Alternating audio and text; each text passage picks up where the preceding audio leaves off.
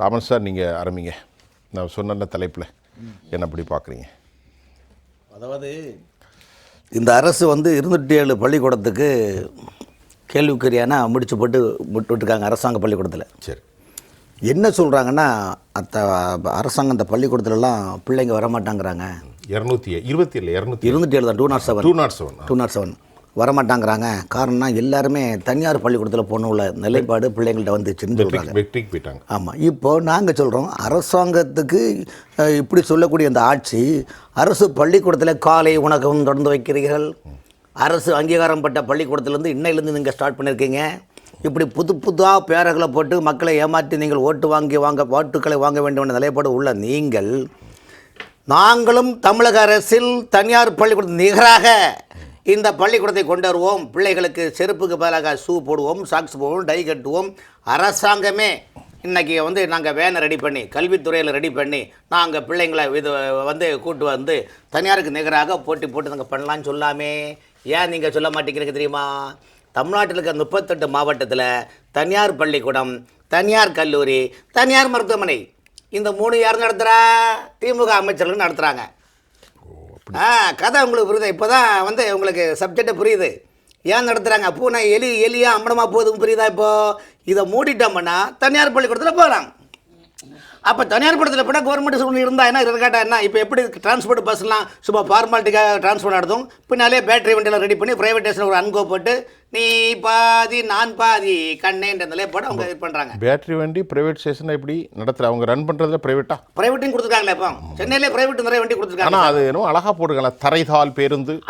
ஏங்க, உங்கள் தொகுதியில் முதல்வன், உங்களோடு நான், என்னில் நீ, உன்னில் நான், வாங்க பேசலாம், பழகலாம், கூட்டலாம், கழிக்கலாம், பெருக்கலாம், உட்காரலாம், அமரலாம் என்னெல்லாம் புது பாடலாம் வச்சு பேரெல்லாம் வச்சுட்டு திரும்போது இதையும் தாழ்தலா பேருந்து, மகிழுந்து இப்படி இந்த மாதிரி நிலைப்பாடில் இருக்கிறாங்க. தமிழ் ஆர்வம். ஆமாம், காருன்னு சொன்னால் பாவம். ஆமாம், மகிழுந்து. ஆமாம். இப்படி இருக்கிற நேரத்தில் இந்த அரசாங்க பள்ளிக்கூடத்தில் அவங்கள சேர்க்கும் போது நான் சொல்கிறேன், இப்போ உள்ளாட்சி அமைப்பு இருக்குல்ல, நீங்கள் எங்கேயாவது அரசாங்க பள்ளிக்கூடத்தில் பாருங்கள், யூனியன் தொடக்கப்பள்ளின்னு இருக்கும்.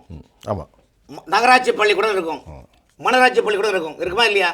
அப்போ நீங்கள் என்ன பண்ணால், நீங்கள் உள்ளாட்சித்துறை சார்பில் அந்த அதிகாரிகள் எப்படி நீங்கள் காலை உணவத்தை அந்த உள்ளாட்சித்துறை அதிகாரத்தில் பார்க்குறாங்க, அதே போல் அரசாங்கம் நடத்தக்கூடிய அரசு பள்ளிக்கூடங்களில் குறைந்தபட்சம் நடுநிலை பள்ளி வரைக்குமாவது ஊராட்சி தலைவர், பேராட்சி தலைவர், நகராட்சி தலைவர், மனராட்சி தலைவர் எல்லாரும் சேர்ந்து அந்தந்த இடத்துல உள்ள பள்ளிக்கூடங்களில் உள்ள வீடுகளெல்லாம் போய் வாருங்கள், பள்ளிக்கூடத்தில் சேருங்கள், அரசு பள்ளிக்கூடம் சேருங்கள். நம்முடைய முன்னோர்களும் அரசாங்க பள்ளிக்கூடம் படித்தாங்க, தனியார் பள்ளிக்கூடத்தில் போகாதீங்க, நாங்கள் உங்களுக்கு வேன் வச்சு சொந்தமாக முயற்சி பண்ணலான்னா ஏன் பண்ணக்கூடாதா? மக்களுடைய வரிப்படங்கள் சாப்பிட்றீங்க, மக்கள் பில்டிங் அப்படி கொடுத்தா சாப்பிட்றீங்க, மக்கள் புது கட்டம் கட்டா வரி கட்ட போனால் அதில் சாப்பிட்றீங்க, பாதள சக்கரை இணைப்பு கொடுத்தா சாப்பிட்றீங்க, குடிநீர் இணைப்பு கொடுத்தா சாப்பிட்றீங்க. இப்படியெல்லாம் சாப்பிடக்கூட நீங்கள் மக்களுக்கு சேவை செய்யுங்களேன். நீங்கள் பள்ளிக்கூடத்தை பராமரிப்பதற்கு தன்னார்வ நிறுவனம் தேவை என்று சொல்லக்கூடிய அமைச்சர் ஏன் இந்த சிஸ்டம் நீங்கள் கொண்டுல? உங்கள் அமைச்சர் தானே நடத்துகிறாங்க, தனியார் பள்ளிக்கூடம் இல்லை நடத்துகிறாங்கல்ல. அப்போ நீங்கள் மக்களின் வளர்ச்சி மேம்பட வேண்டும், ஏழை எளிய மக்கள் படிக்க வேண்டும். நீங்கள் மும்மொழி எதிர்ப்பீங்க சொல்கிறீங்க, இருமொழியை வேணும்னு சொல்கிறீங்க. அப்படி தமிழ் மீது ஆர்வமாக உள்ள நீங்கள், உங்கள் ஆட்சி, நீங்கள் எல்லாமே சொல்கிறீங்கல்ல. அப்படிப்பட்ட அந்த திராவிட மாடல் விடியாத அன்புமணி அவர்கள் சொல்லுவது இது ஒரு விடியாத மாடல்னு சொன்ன மாதிரி இந்த மாடல் அரசு இந்த அரசு பள்ளிக்கூடத்திற்கு இந்த மாதிரி உள்ளாட்சித்துறை தலைவர்கள் மூலமாக பிரச்சாரம் செய்து அந்த மாணவர்களை பள்ளிக்கூடத்தை அழைத்தால் தனியாரை கண்டிப்பாக இழுத்து மூடக்கூடிய நிலைமையில் கொண்டு வரலாம். ஆனால் ஏன் விருப்பம் இல்லை?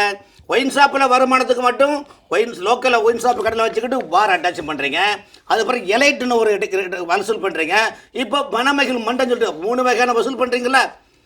சாராயத்தில் கலரை சேர்த்து மதுபான கடை வச்சு 3 வகை வசூல் பண்ணுற உங்களுக்கு தரமான கல்வி என் மாநில மக்கள் கொடுப்பேன். கீவா நாட்டு அதிபர் மருத்துவமும் கல்வியும் எப்படி இலவசமாக கொடுத்தே உலக நாடுகளில் கீபாவை தனித்துவமாக்கின்ற அந்த நாட்டுடைய அரசை போல் நான் இந்தியாவில் தமிழ்நாட்டு மக்களை கல்வித்துறை மேம்படுத்துவேன், வாருமையா போதகர் என்று நீங்கள் சொன்னால் தமிழ்நாட்டு மக்கள் ஏற்றுக்கொள்வார்கள். ஆனால் நீங்கள் முழுக்க அன்பும் வாய் திறந்தால் பொய்யை தவிர எதுவுமே கிடையாது.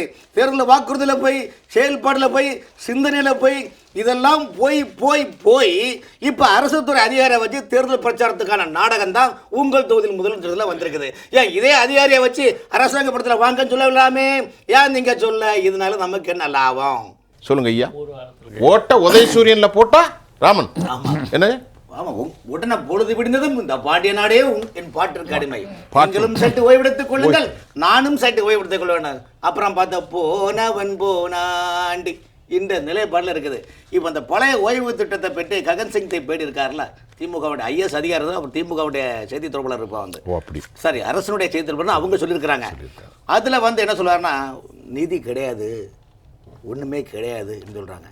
பகுதிநேர ஆசிரியர் சொல்கிறாங்க, ஐயா ஆண்டுக்கு மாதத்துக்கு இவ்வளோ தான் இது, ஆண்டுக்கு உங்களுக்கு 140 கோடி தான் வருது, நிதியே இல்லைங்க, நாங்கள் என்ன பண்ண முடியும், ஒன்றுமே இல்லைங்க, பாருங்க தர கையில் வாங்கினேன் பையில் போட்டேன், காசு போகணும் இடம் தெரியலைன்னு பகுதி நேர ஆசிரியருடைய ஒரு நிலைப்பாடு அப்படி இருக்கின்றது. இந்த நிலைப்பாடில் நீங்கள் பார்த்தீங்களா, நீங்கள் வந்து மாண்புமிகு ஜெயலலிதா அம்மா 2012 என்ன பண்ணா 16,000 பகுதி நேர ஆசிரியர்களை நியமித்தாங்க. அவங்களுக்கு என்ன பண்ணால் 5,000க்கு அந்த அதில் என்னென்ன பண்ணால் இசை, அந்த பயிற்சி கூடம் கொடுக்கல, அந்த மாதிரி ஓவியங்கள் வரைகிறதுக்கு, தையல் கலைஞர்களுக்கு அந்த மாதிரி பகுதி நேரம் இதை எடுத்தாங்க. எடுத்துக்கிட்ட போனால் அவங்க எப்படி சம்பளம் 2014 2000 கொடுக்குறாங்க கூடுதல், 2014 700 கொடுக்குறாங்க, 2021 2300 கொடுக்குறாங்க. திமுக ஆட்சி வந்தால் டப்புக்குன்னு ஒன்றுமே இல்லை அவங்களுக்கு. அதாவது நீங்கள் நினச்சி பாருங்கள், இன்றைக்கி விற்கிற விலைவாசி வாழ முடியுமா சார்?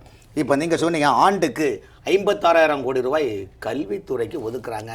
இந்த பணம் எல்லாம் எங்க போச்சு தெரியலையே. அல்ல சொல்றேன், கேள்வி கேட்கணும்.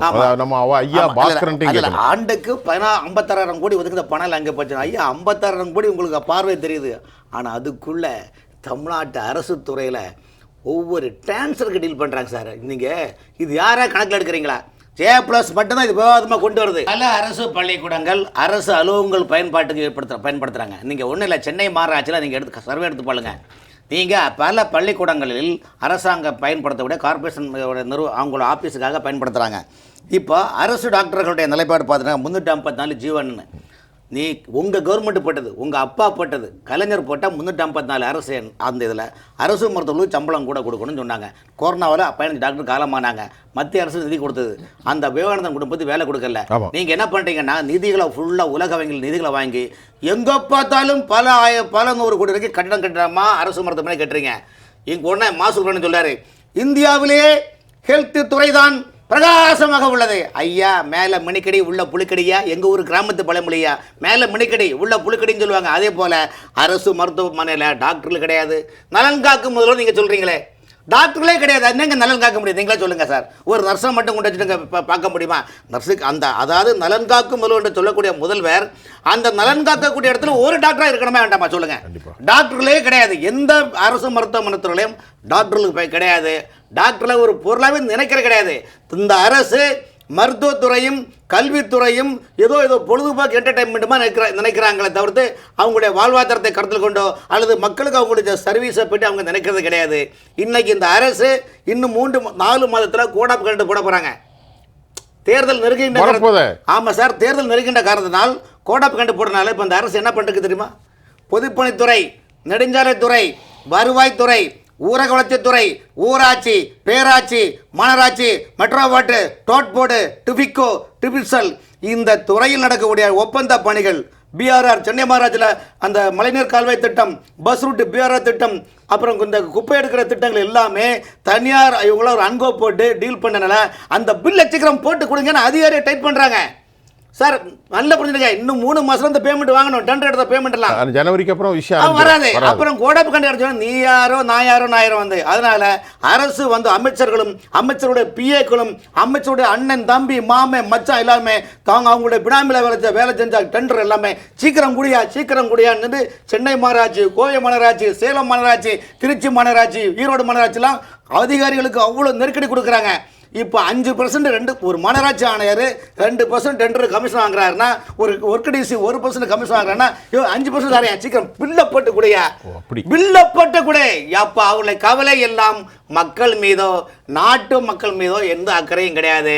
தன்னுடைய வங்கிகளை நிரப்ப வேண்டும், இதற்கான கட்டமைப்பை உருவாக்க வேண்டும்.